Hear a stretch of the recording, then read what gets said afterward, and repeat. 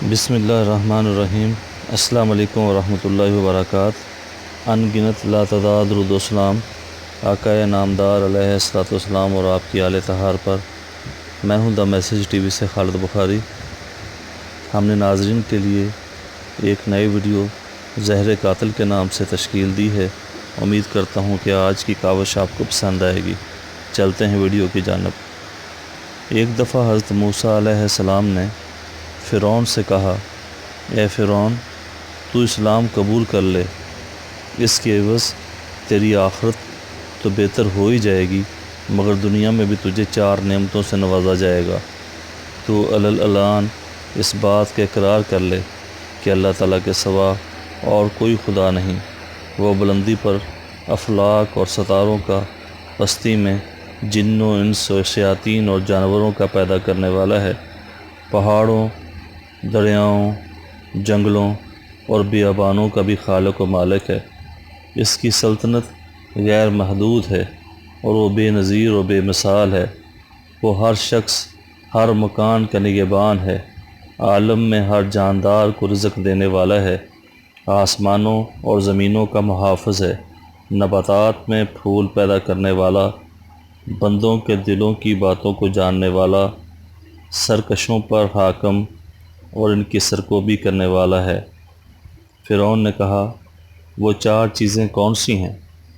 آپ علیہ السلام مجھے بتلائیں، شاید ان عمدہ نعمتوں کے سبب میرے کفر کا سکنجہ ڈھیلا ہو جائے اور میرے اسلام لانے سے سینکڑوں کے کفر کا قفل ٹوٹ جائے اور وہ مشرب اسلام ہو جائیں۔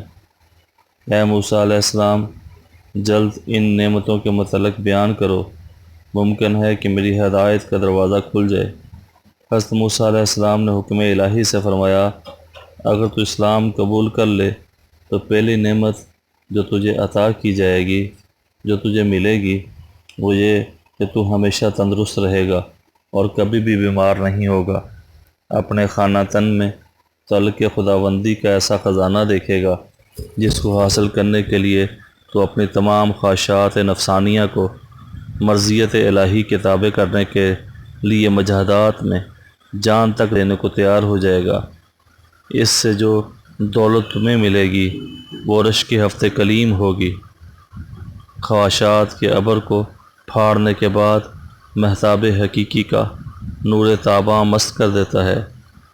اے فرعون، جس طرح ایک کیڑے کو ہرا پتا اپنے اندر مشغول کر کے انگور سے محروم کرتا ہے، اسی طرح یہ دنیا حقیر تجھے اپنے اندر مشغول کر کے مولا حقیقی سے محروم کیے ہوئے ہے اور تو کیڑے کی طرح لذاذ جسمانیہ میں مصروف ہے۔ تیسری نعمت تجھے یہ عطا ہوگی کہ ابھی تو ایک ملک کا بادشاہ ہے۔ اسلام لانے کے بعد تجھے وہ ملک عطا ہوں گے۔ یہ ملک تجھے اللہ تعالیٰ سے بغاوت کرنے کی حالت میں ملا ہے، اطاعت کی حالت میں کیا کچھ جس کے فضل نے تجھے تیرے ظلم کی حالت میں اس قدر دیا ہے، تو اس کی عنایت وفا کی حالت میں کس درجہ تک ہوگی۔ اور چوتھی نعمت یہ ملے گی کہ تو ہمیشہ جوان رہے گا اور تیرے بال بھی کالے رہیں گے۔ یہ باتیں سن کر فرعون کا دل بہت متاثر ہوا۔ اس نے حضرت موسیٰ علیہ السلام سے کہا، اچھا میں اپنی اہلیہ سے مشورہ کر لوں۔ اس کے بعد وہ گھر گیا اور حضرت بی بی آسیہ سے اس معاملے میں گفتگو فرمائی۔ حضرت آسیہ رضی اللہ تعالیٰ عنہ کا جواب مولانا روم نے بڑے پیارے انداز میں بیان فرمایا ہے۔ کہتے ہیں، فرعون نے اپنی بیوی آسیہ سے جب یہ ماجرا بیان کیا تو انہوں نے کہا، رے اس وعدہ پر جان قربان کر دے، کھیتی تیار ہے اور نہایت مفید ہے، اب تک جو وقت گزرا ہے سب بے فائدہ گزرا ہے۔ یہ کہہ کر وہ زار و قطار رونے لگیں۔ پھر انہوں نے کہا، تجھے مبارک ہو، آفتاب تیرا تاج ہو گیا۔ حضرت موسیٰ علیہ السلام نے تیری برائیوں کی پردہ پوشی کی ہے اور تجھے دولت باطنی دینا چاہتے ہیں۔ گنجے کا عیب تو معمولی ٹوپی چھپا سکتی ہے، مگر تیرے عیوب کو تو حق تعالیٰ کی رحمت چھپانا چاہتی ہے۔ میری تو رائے یہ ہے کہ تجھے کسی سے مشورہ کرنے کی ضرورت ہی نہیں تھی، تجھے تو اسی مجلس میں فوراً اس دعوت حق کو خوشی خوشی قبول کر لینا چاہیے تھا۔ حضرت موسیٰ علیہ السلام نے جو دعوت تمہیں دی ہے کوئی ایسی ویسی بات تو نہ تھی جس میں تو مشورہ ڈھونڈتا پھر رہا ہے۔ یہ تو ایسی بات تھی کہ سورج جیسی رفیع المرتب مخلوق کے کان میں پڑتی تو سر کے بل اس کو قبول کرنے کے لیے آسمان سے زمین پر آ جاتا۔ اے فرعون، یہ عنایت تجھ پر خدا کی ایسی ہے جس سے ابلیس پر رحمت ہونے لگے۔ یہ حق تعالیٰ کا معمولی کرم نہیں ہے، تجھ جیسے سرکش اور ظالم کو یاد فرما رہے ہیں۔ ارے مجھے تو یہ تعجب ہے کہ اس کے کرم کو دیکھ کر خوشی سے تیرا پتا کیوں نہیں پھٹ گیا اور وہ برقرار کیسے رہا؟ اگر تیرا پتا خوشی سے پھٹ جاتا تو دونوں جہاں سے تجھے حصہ مل جاتا، دنیا میں نیک نامی اور آخرت میں نجات۔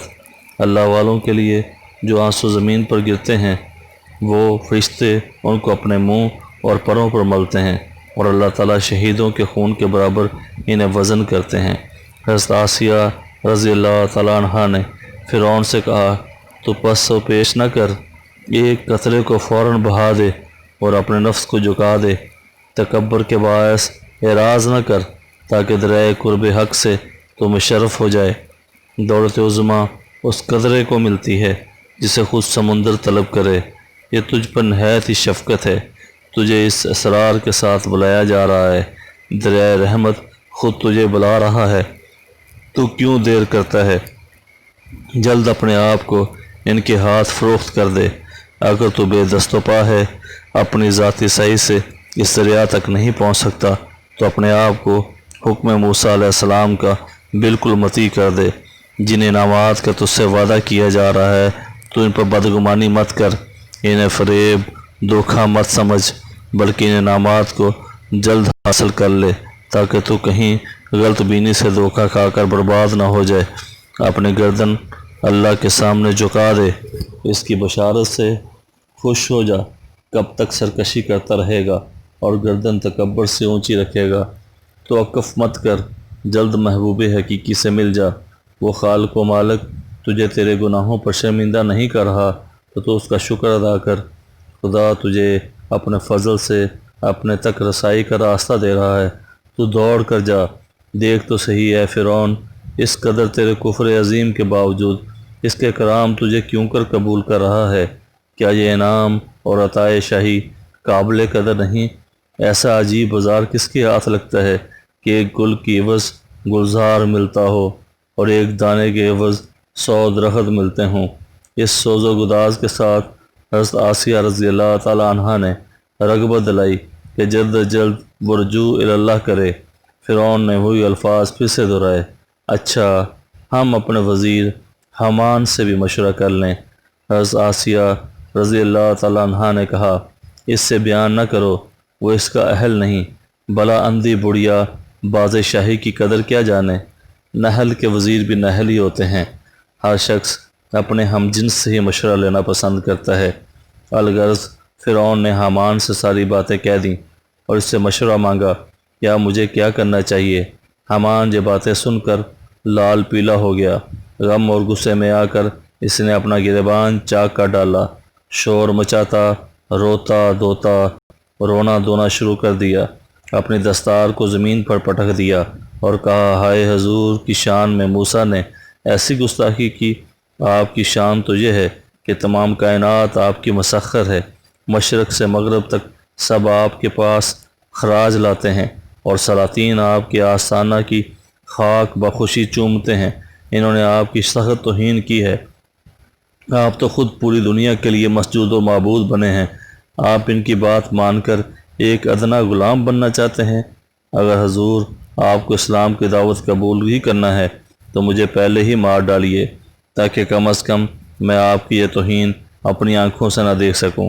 آپ میری گردن فوراً مار دیں، میں اس منظر کو دیکھنے کی تاب نہیں رکھتا کہ آسمان زمین بن جائے اور خدا بندہ بن جائے، ہمارے غلام ہمارے آقا بن جائیں۔